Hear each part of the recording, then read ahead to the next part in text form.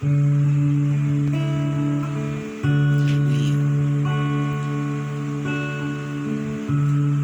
Diyos sa gabi ito, muli kami ay nagpapasalamat sa iyong pagkilos, pagsama sa amin sa pag-aaral ng iyong mga salita. Tanggapin mo, O Diyos, ang aming pagpupuri at pagsamba sa iyo sa iyong dakilang pangalan. In Jesus' name.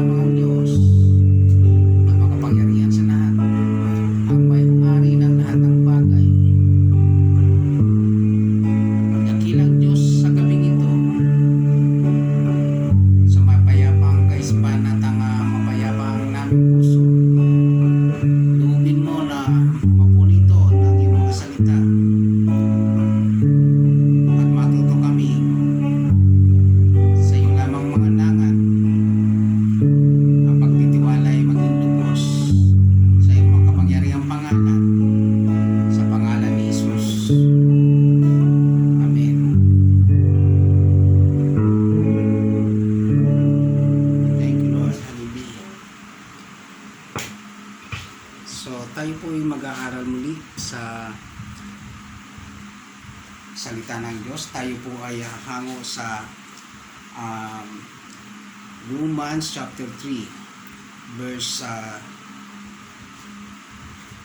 9 to 10, 9 to 18. So mahaba-haba po, pero loobin po ng Panginoon na tayo po ay samahan ayon po sa ating pong pag-aaralan na napapanahon po sa ngayon sa bawat isa sa atin, ano. So ito pong pag-aaral na ito, loobin po ng Panginoon na mayroon tayong kapakinabangan, sapagkat ito pong pag-aaralan po natin ay medyo po mabigat, sapagkat sabi nga po dyan, kapag po kami ay nag-Bible study sa mga bahay-bahay, ay mapapansin po natin na kapag tinanong natin sila kung sila ay naniniwala sa Diyos, kung sila ay kilala nila ang Diyos, kung kilala nila ang Panginoon Hesus, lahat naman po sila nagsasabing kilala. Pero dito po sa ating pong pag-aaralan, tayo po magpatuloy, no? At titingnan po natin kung ano yung nilalaman ng Romans chapter 3 verse 9 to 18. Sabi niya dyan, babasahin po muna natin. Ano ngayon ang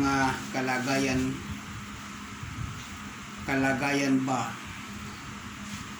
nating mga Hudyo ay mas mabuti kaysa mga Hintil? Hindi. Tulad ng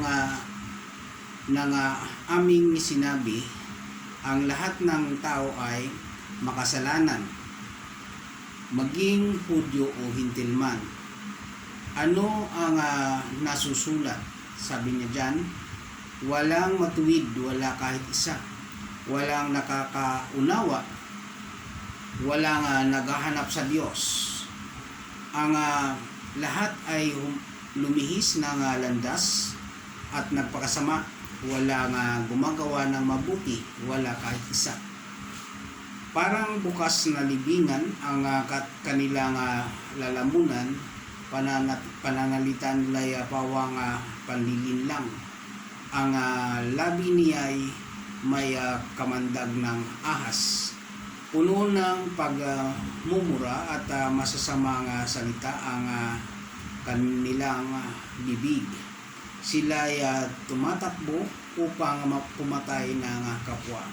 Parang dinaanan ng salot ang kanilang madaanan. Hindi nila alam ang daan ng kapayapaan. Hindi sila marunong matakot sa Diyos. Purihin po ang Panginoon sa pagkabasa. So dito po ay titingnan po natin ang ating pag-aaral, sapagkat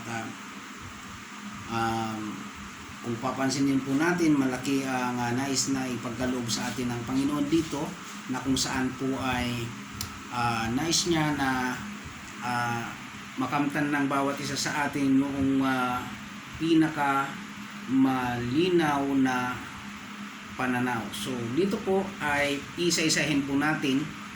Sabi po doon sa chapter 3 verse 10, ayon sa nasusulat. So hindi po ayon sa aming kalooban o sa natutunan, kundi hindi rin ayon sa aming karunungan, kundi ayon sa nasusulat. Walang matuwid, wala kahit isa.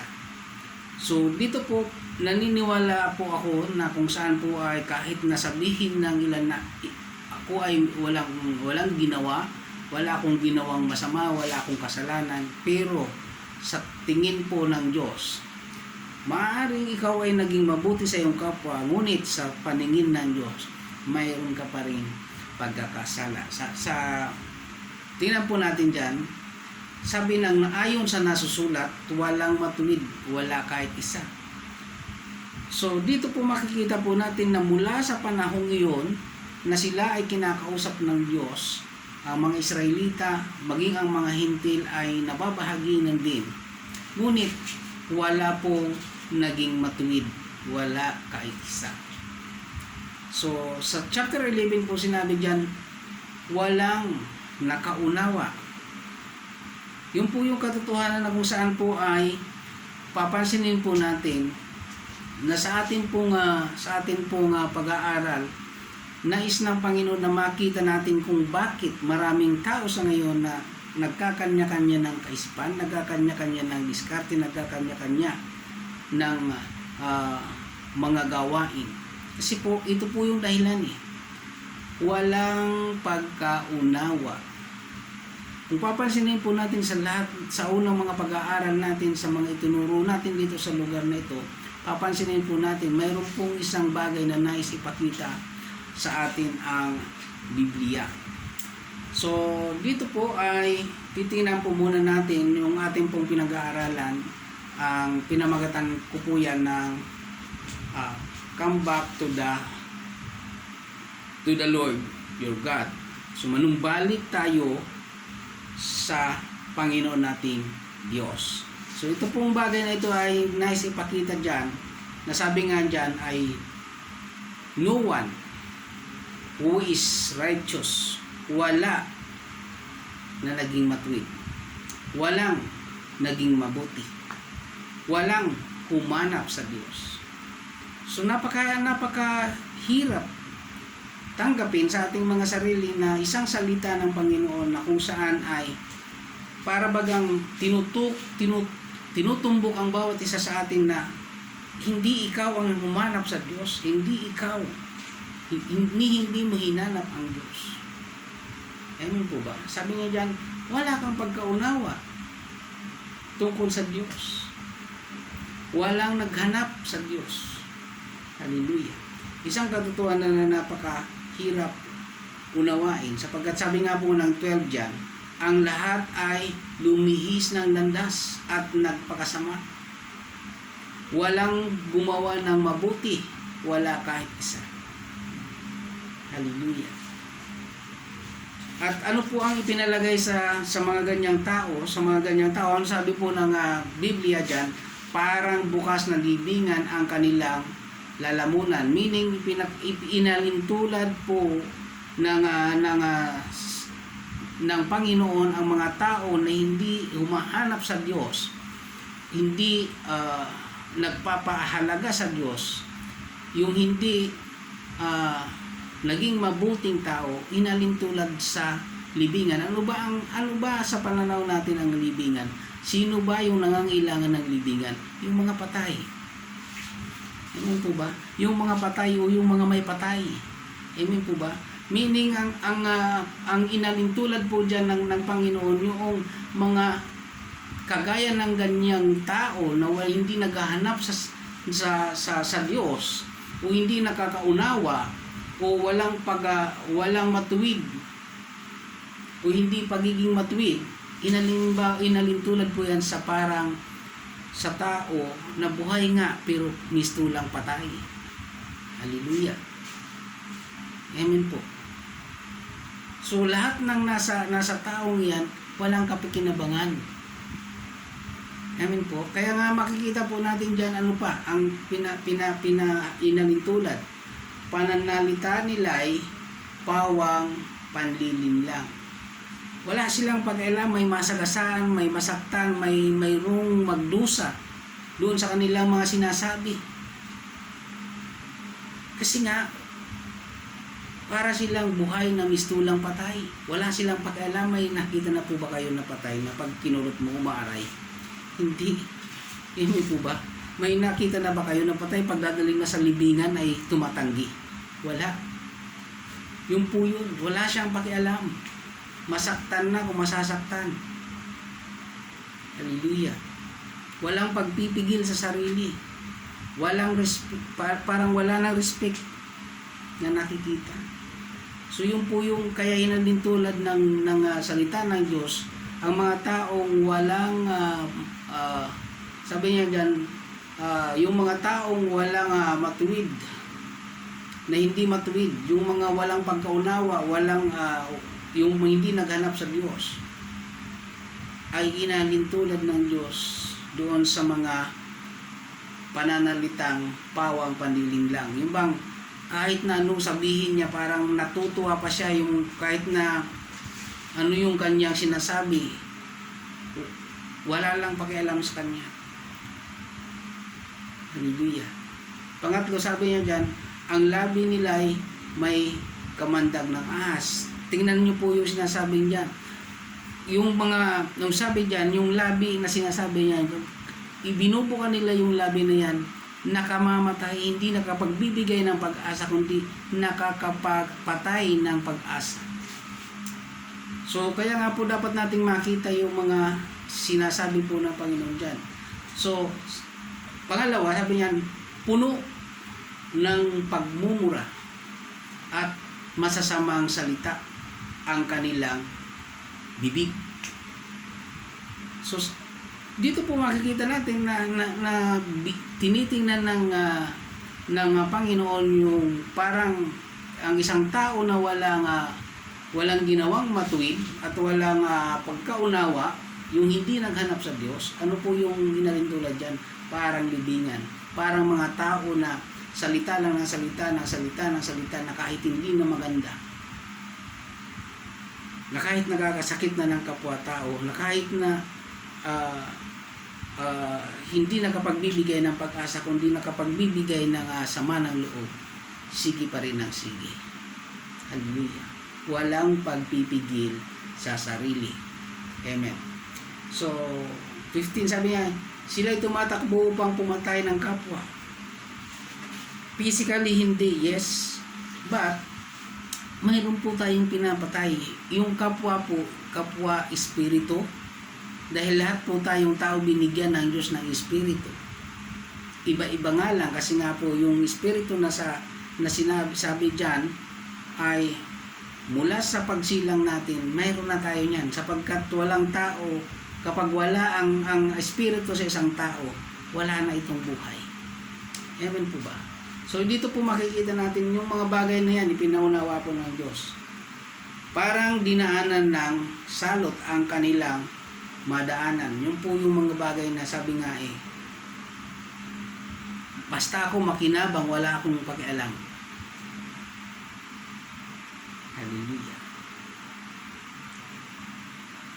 Di bali nang hindi kami magkaunawaan, basta yung pinoprotektahan ko, maprotektahan ko. Hallelujah.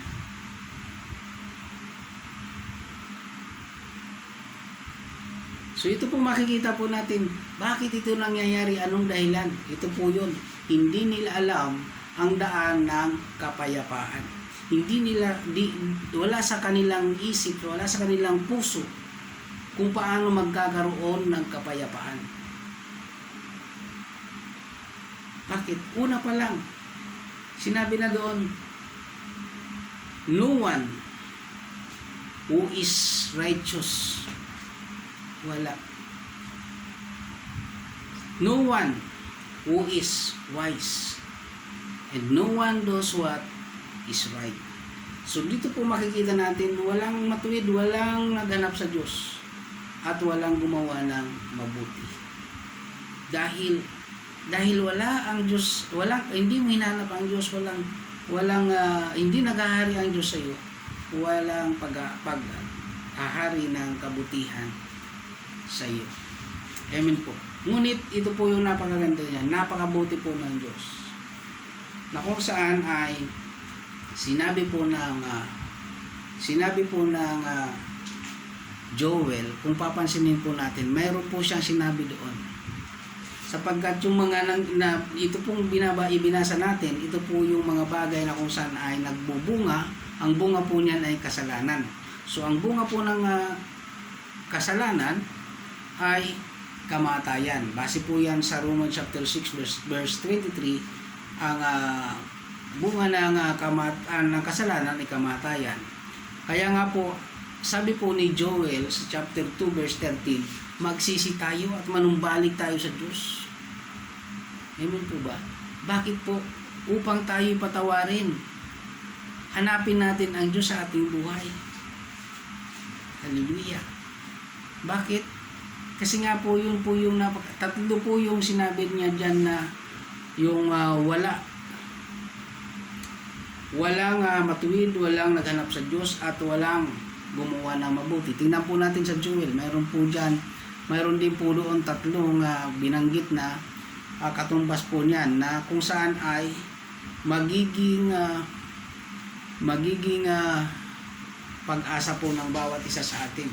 Sa Joel chapter 13, sinabi po doon na magsisi kayo ng taos sa inyong puso. Yun. Magsisi tayo, yung hindi pakitang tao lang, hindi sa salita lang, kundi sa ating mismong pamumuhay. Hallelujah. Taos sa inyong puso at hindi pakitang tao lamang. Yun po, magbalik loob kayo kay Yahweh na inyong Diyos. Tatlo po nakatumbas nung tatlong nandoon po sa binasa natin kanina. Then, sabi niya dyan, siya'y mahabagin at mapagpatawad, mapagmahal, hindi madaling magalit, wagas ang pag-ibig. Yun. Laging handang magpatawad at hindi nagpaparusa sa mga nagsisi. So kaya nga po lahat na nagsisi, tumanggap sa Panginoon bilang Panginoon tagapagligtas, tinalikdan ang kanilang mga kasalanan, sila po ay pinatawad, hindi pinarusahan. Ewan po ba? Hindi pinarusahan. Bakit po? Yun po yung nais ng Diyos eh. Yung tayo ay manumbalik sa Kanya, maglingkod sa Kanya, at pagarian tayo ng banal na Espiritu. Sapagkat ito po yung nais ng Panginoon ipakita po sa atin. Yung sinabi po dyan ng chapter 7 ng John, makikita po natin 17, John 17, makikita po natin na mayroon po siyang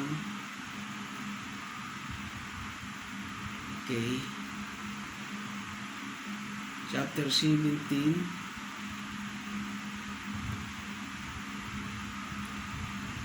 John chapter 17,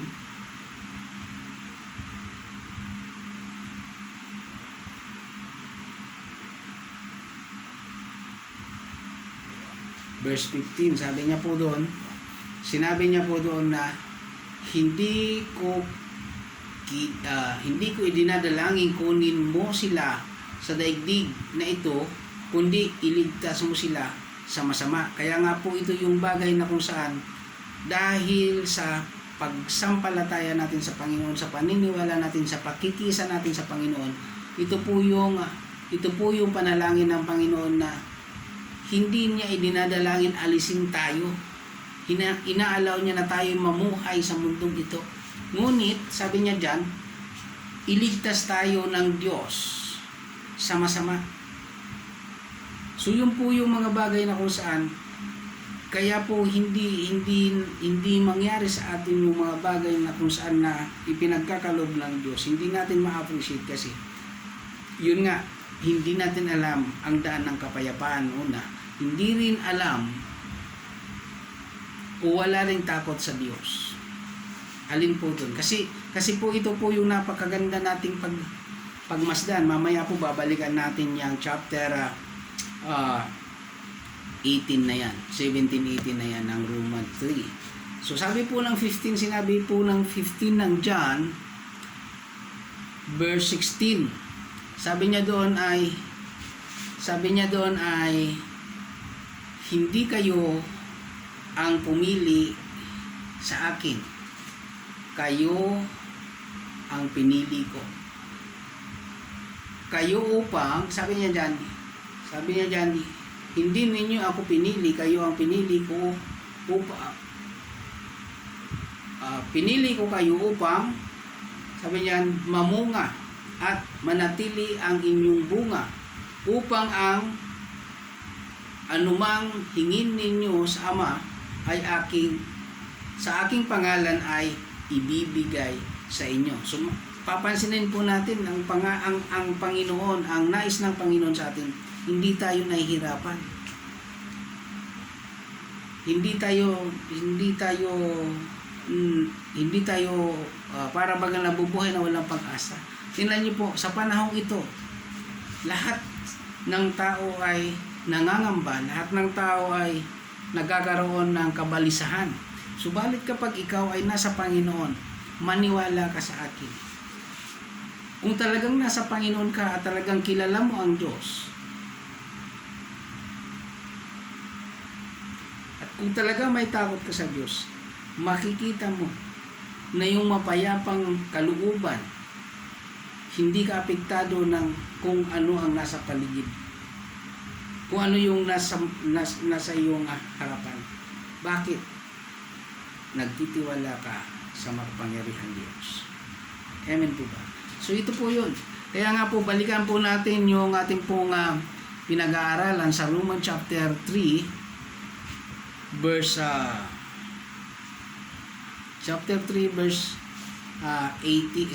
to 18. Sabi niya diyan, anong sinabi diyan? Hindi nila alam ang daan ng kapayapaan. Kaya po nahihirapan. Kaya po, di ba pag mapapansin niyo po, wala pong nagkaroon ng minsan, di ba mayroong pong nagkasamaan ng loob, hindi po sila agad naghaharap para ayusin, para magkaroon ng pagkaayusan. Bakit po? Yung po yun eh. Hindi nila alam kung ano ang daan ng kaayusan. Hindi nila alam kung anong daan ng kapayapaan. O ano ang daan ng pagkakaisa. Hallelujah. Bakit kaya? Ito yung sinasabi ng 18, no? Hindi sila marunong matakot sa Diyos. Yan po ang iisang sikreto na kung saan po ay kaya nagagawa ng isang tao yung hindi mabuti kasi wala siyang takot sa Diyos. Subukan niyo po may takot sa Diyos ang isang tao. Makikita po natin sa isang tao na may takot sa Diyos, hindi siya gagawa ng masama doon sa kapwa niya tao kasi nga ang nakikita niya nilikhayan ng Diyos. Amen po ba? Hindi niya lulukuhin, hindi niya lilinlangin kasi may takot sa Diyos. Amen po ba? Hindi siya magsasalita ng kung ano-ano kasi may takot siya sa Diyos. Bakit? Iisa ang lumikha sa ating lahat. Amen po ba? Sabi niya, binabalik ko lang po yung mula 13 hanggang sa 16. Ano po yung sinabi nung sa 13 na yun? Puno ng pagmumura. Hindi mo mamumura ang isang tao kung tinitingnan mo dyan. May takot ka sa Diyos na lumikha sa iyo at sa Kanya. Hallelujah. At hindi ka rin makagagawa o makapagsasalita ng hindi maganda sa Kanya kasi yan po yung sinasabi niyan, may takot ka sa Diyos. Amen po ba? Kaya nga, napakahalaga po makita natin kung ano yung pangangailangan, anong kailangan natin gawin. Isa lang. Pag-aralan natin na magkaroon tayo ng banal na takot sa Diyos. Hallelujah. Paano? Magbasa tayo ng Biblia. Yung mga sinasabi natin na ginagawa ng ilan ng mga nagtuturo, mga pari, mga ano, kapag ikaw ang nag-aral na ng Biblia, makikita mo yung kasagutan sa mga sinasabi natin. Bakit? Kapag ikaw ay may takot sa Diyos, hindi ka makapagsasalita ni mag-isip ng hindi maganda sa iyong kapwa. Bakit? Takot ka sa Diyos na lumikha, nagbigay ng buhay, naglagay ng lahat ng ating pangangailangan. Amen po ba?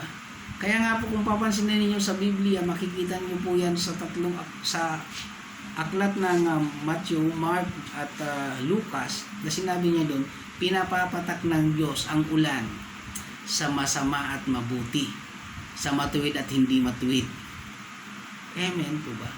Dahil bakit? Parihas ang tingin ng Diyos dyan. Ang problema nga lang, yung hindi gumagawa ng mabuti, yung hindi naghahanap sa Diyos, yung walang pagkaunawa, at walang takot sa Diyos, yung hindi nakakaalam ng daan ng kapayapaan, mapaparusahan po. Bakit? Mayroon pong kautusan na inilagay ang Diyos. Yan po ba? Kaya nga po dito, sinabi rin po ng Biblia Nasunod mo yung siyam. Isa na lang, nagkamali ka pa. Wala pa rin. Kaya nga sinabi nga ng Panginoon lahat ng kautusan na sinulat ng propeta ay binubuo ng dalawang kautusan lamang. Ano yon? Ibigin mo ang iyong Diyos. Ito po yan. Yung banal na takot. Yung kapag may banal na takot ka sa Diyos, kaya mong ibigin ang Diyos ng buong puso, buong isip, buong lakas, ang buong kaluluwa. Yan po yan. Binubuo po yan. Kapag nasa iyo po yan, mayroon kang banal na takot sa Diyos. Bakit? Hindi ka gagawa ng hindi maganda sa iyong kapwa kasi may takot ka sa Diyos. Amen po ba? Alam mo na ang Diyos ang nagbigay ng lahat ng bagay. Siya ang Diyos na naglikha at nagbigay buhay. Kaya nga, dahil mahal mo ang Diyos, hindi mo siya bibigyan ng sama ng loob. At ano pa, sinabi niya doon para makumpleto, sinabi ng Panginoon, pangalawa, ibigin mo ang iyong kapwa gaya ng pag-ibig mo sa iyong sarili. So yun po yun. Kaya po dito makikita po natin ano po yung kailangan nating pagsikapan. Magkaroon tayo ng banal na takot sa Diyos. So sa gabi pong ito, tayo po muli ay mananalangin. Dakilang Diyos, nagpapasalamat kami sa banal na salita mo na kung saan nagbukas ng aming kaisipan, nagbigay sa amin ang daan upang makita namin kung ano ang aming pagkukulang. Sa harapan mo, O Diyos, loobin mo, Panginoon, na sa pamamagitan ng makapangyarihan mong pangalan ay mapatawad kami sa aming mga pagkukulang at pagkakasala, sa aming mga nasabi na isip na kung saan, O Diyos, ay nagbigay kalungkutan sa iyong puso, hindi naging kalugod-lugod sa iyong paningin.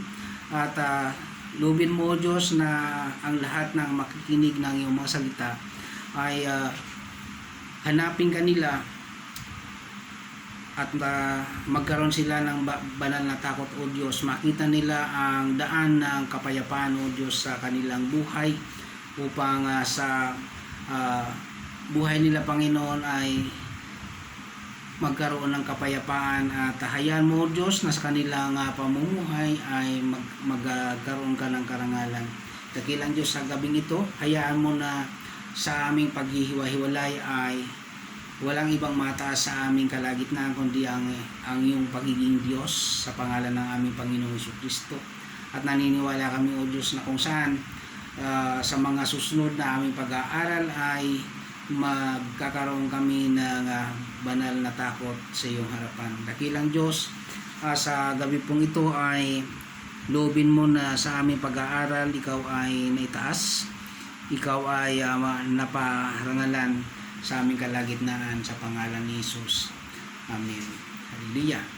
God bless. At loobin ng Panginoon ay magkaroon tayo ng lahat ng bagay nating pangangailangan.